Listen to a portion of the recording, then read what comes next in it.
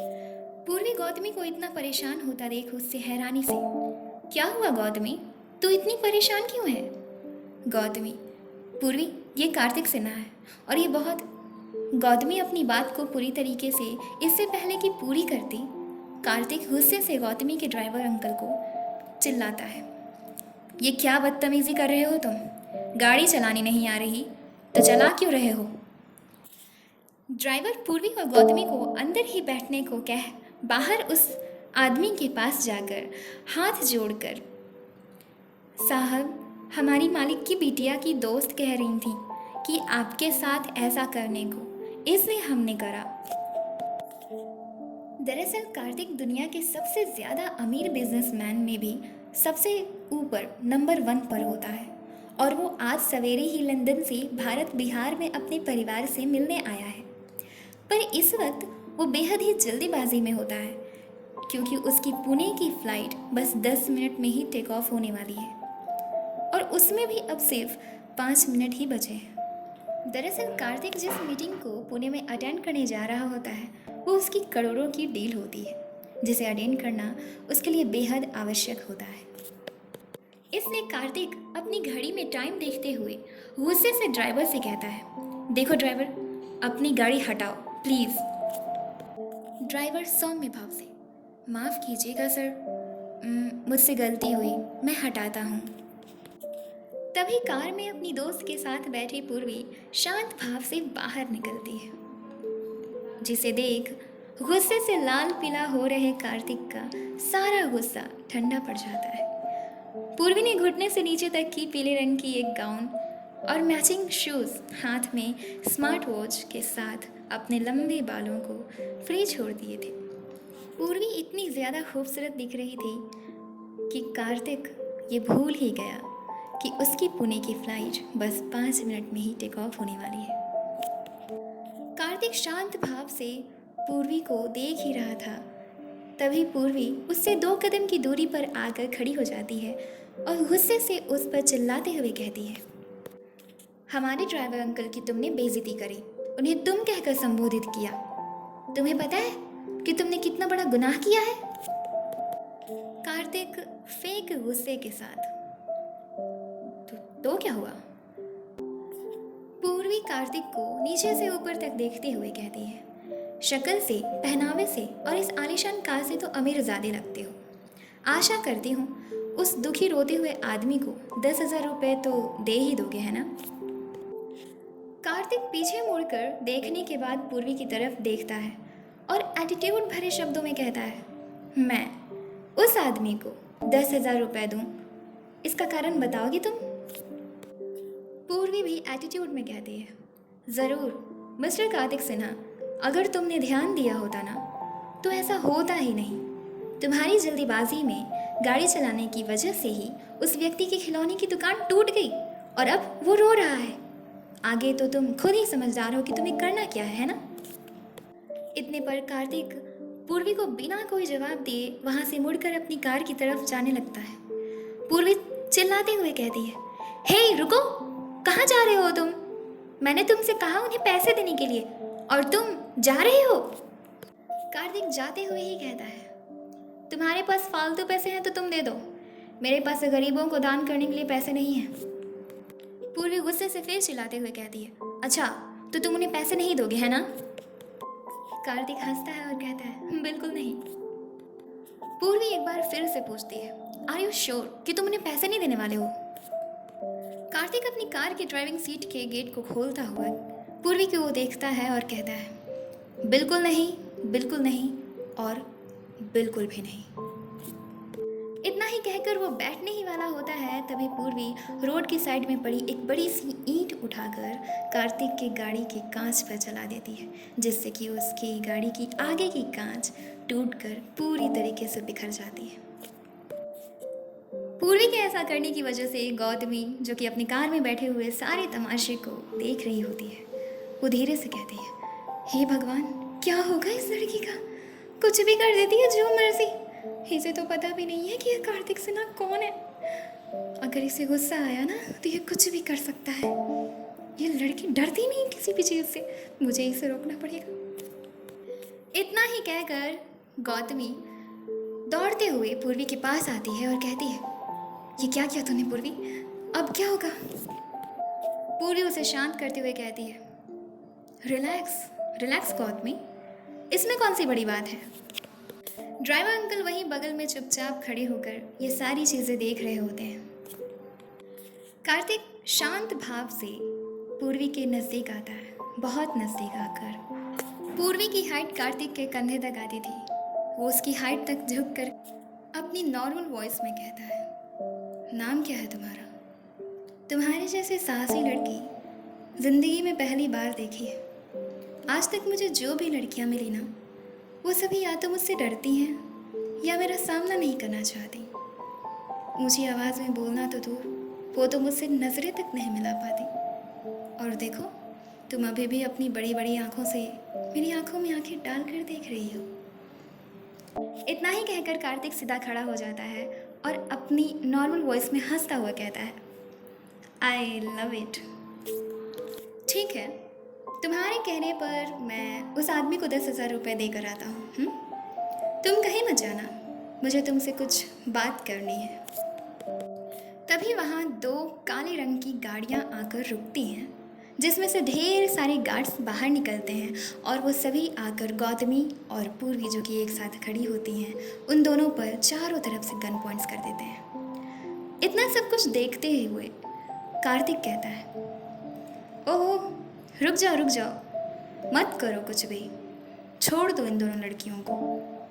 इतना कहकर वो पीछे मुड़कर उस अंकल के पास जाता है, जो कि अपनी ही दुकान के पास बैठे हुए अपने सिर को पकड़कर रो रहे होते हैं।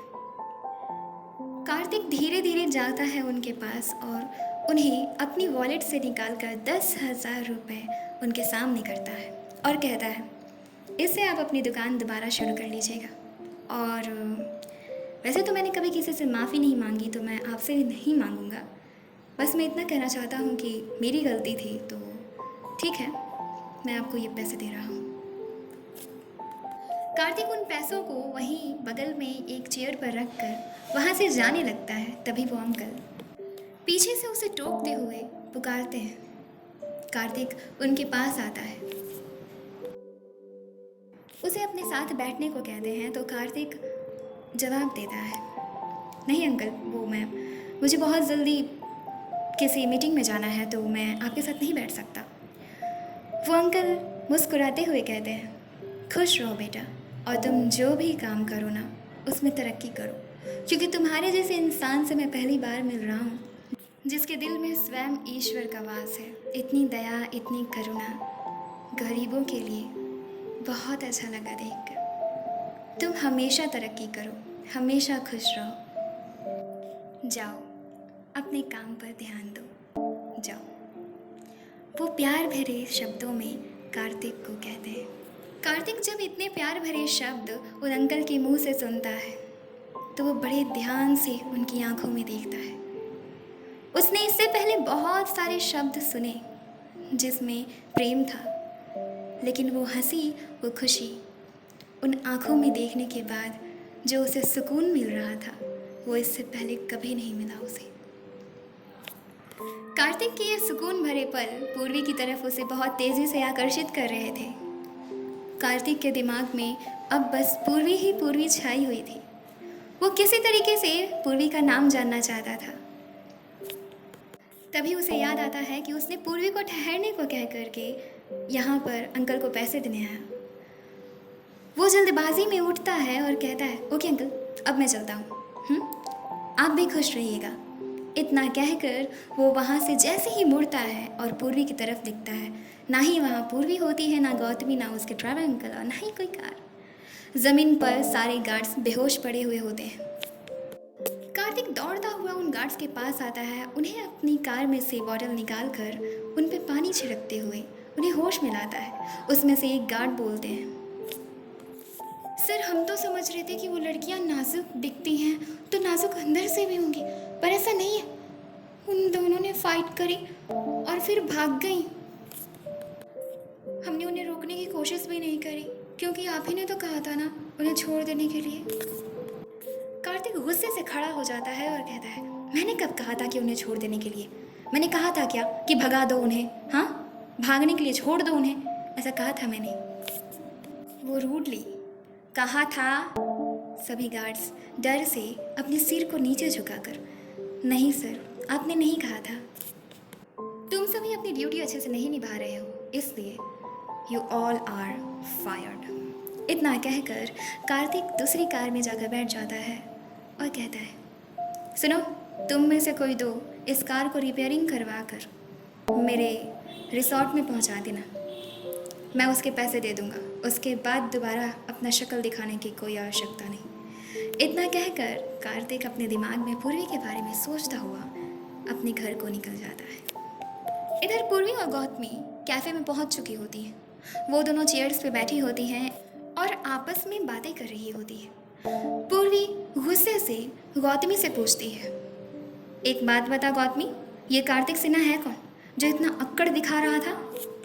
और उसका एटीट्यूड तो किसी राजा के बिगड़ैल राजकुमार की तरह था। गौतमी, हाँ यार, वो एक बिजनेसमैन है। गौतमी के द्वारा कार्तिक के बारे में सारी बातें बताने के बाद पूर्वी हैरानी से कहती है, तो वो खतरनाक है? वो रिवेंज लेने के लिए कुछ भी कर सकता है? गौतमी, मैं नहीं जानती, बट उसके बारे में इतना ज़रूर जानती हूँ कि उसे पैसे का बहुत घमंड है। वो अपने घमंड के आगे किसी को नहीं देखता, किसी की वैल्यू नहीं करता। पर पता नहीं आज कैसे उसने पैसे दे दिए। वही तो हैरानी की बात है। इसका मतलब कुछ ना कुछ प्लानिंग चल रहा है उसके दिमाग में। पूर्वी, हाँ, तभी तो उसने कहा था हमें रुकने को, और हम तो रुके ही नहीं, यहाँ चले आए। गौतमी, वो जो एक बार कह दे वो करता ही है, देखते हैं अब क्या होता है। पूर्वी कहती है, अच्छा ये सब छोड़ो, चल कुछ मस्ती करते हैं। गौतमी, कैसी मस्ती? पूर्वी उसके थोड़े से नज़दीक जाते हुए कहती है धीरे से, ये गौतमी, आज वैलेंटाइंस डे की पार्टी चल रही है ना यहाँ पे, बहुत भीड़ भी है, चल इन लोगों को एक सरप्राइज़ देते हैं, डराते हैं, इनके साथ ना छोटा सा प्रैंक करते हैं। गौतमी, नो वे, तुझे पता भी है कि क्या होगा? पूर्वी, पता है मुझे कि क्या होगा, सब डर जाएंगे और फिर हमें आनंद आएगा। गौतमी, लेकिन तू ऐसा क्या करेगी? पूर्वी, तू बस देखती जा। गौतमी उसे रोकने की कोशिश करती ही है, तभी पूर्वी अपनी कुर्सी से उठती है। वो जैसे ही पीछे मुड़ती है, वो किसी लड़के से बहुत ज़ोर से टकरा जाती है, जिसके कारण पूर्वी के हाथ से मोबाइल छूटकर नीचे गिर जाता है। वो लड़का कोई और नहीं बल्कि अभिजीत होता है। जब पूर्वी अभिजीत को देखती है तो वो बस देखती ही रह जाती है। वो तो ये तक भूल जाती है कि उसका मोबाइल नीचे गिर चुका है। अभिजीत उसके मोबाइल को उठाता है और देते हुए कहता है, आई एम सॉरी, मेरी गलती थी, मैं पीछे खड़ा था। पूर्वी उस मोबाइल को नॉर्मली ले लेती है और वापस से अपनी सीट पर बैठ जाती है। अभिजीत वहाँ से उसी कैफ़े के कोने में जाकर एक चेयर पर बैठकर अपने मोबाइल से ईयरफोन को कनेक्ट कर अपने दोनों कानों में लगाकर आंखें बंद करके गाने सुनने लग जाता है। पूर्वी घबराते हुए गौतमी से कहती है, ये कहाँ से आ गया? ये क्या कर रहा है यहाँ पे? ये तो वैलेंटाइंस डे की पार्टी चल रही है, इसकी कोई गर्लफ्रेंड है? गौतमी, कुछ भी, तू बस अपने प्रैंक पे ध्यान देना। पूर्वी, हाँ तू सही कह रही है। खुद को नॉर्मल करते हुए फिर से अपनी जगह से उठती है और अपने मोबाइल को लेकर अपनी माँ को फ़ोन करते हुए गेट के बाहर जाती है। वो गेट के बाहर जाकर अपनी माँ से कॉल पे बात करने लगती है। तभी काली जीन्स, काली शर्ट और काले मास्क में एक गोरा सा आदमी उस कैफ़े के गेट के बाहर डस्टबिन में एक टाइम बॉम्ब लगाकर छिपा कर रख देता है और ये बात पूर्वी देख लेती है।